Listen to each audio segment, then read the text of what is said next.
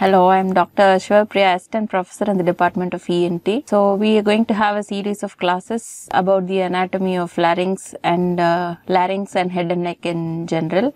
So it is good to start with the anatomy. So the first class will be on the anatomy of larynx. So larynx is basically called the voice box. So why it's not only used for voice, it is used for respiration.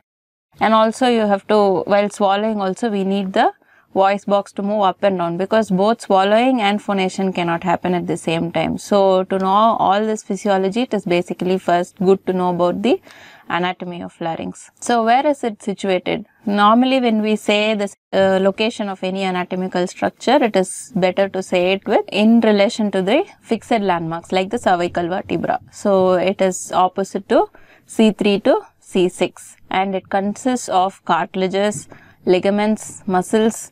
These muscles only move the larynx up and down. You know, when you cough, when we swallow, the larynx should move up and down so that the glottis should move. Whatever we eat should not enter into the glottis. So it is also covered with muscles. It is covered with ligaments and membranes. We have membranes inside the larynx, outside the larynx. So we'll see all that in total. Generally, the larynx is coming from which arch? It comes from the 4th and the 6th pharyngeal arches. So if you see, the thyroid cartilage is coming from the 4th arch, and the other cartilages like the cricoid, corniculate, cuneiform cartilages come from the 6th arch. The nerves of the larynx are mainly the superior laryngeal nerve and the recurrent laryngeal nerve, both of which are branches of the vagus. So these both come from the 4th and the 6th arch respectively. Now this is the size of the adult larynx. It is given actually in centimeters. So why is it important to know? Because both male and females don't have the same length and breadth and angle of the larynx. So if you see, the length of the male larynx is around 44. It's, as I told you, it's given in centimeters, so 44 centimeters. Whereas in female it is smaller, 36.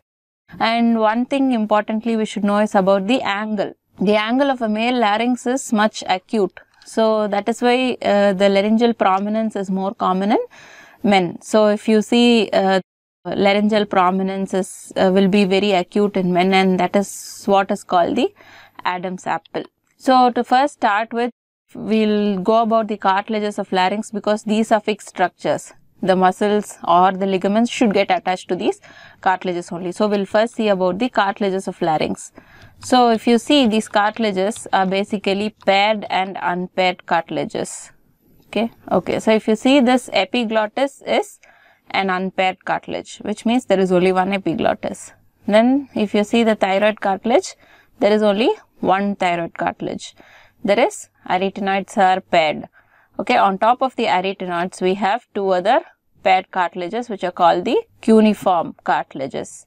Okay, and the last with an unpaired cartilage is called the cricoid cartilage. Of this, what we should know is the cricoid cartilage is only one complete ring. Others all are open at one end. A complete ring-like structure is called the cricoid cartilage. So this is the cricoid cartilage.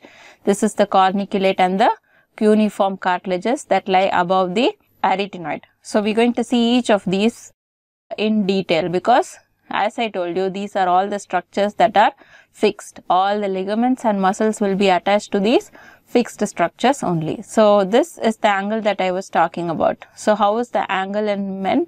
It will be more acute. So it is, if it is around 90 degrees in men, it will be around 120 degrees in females.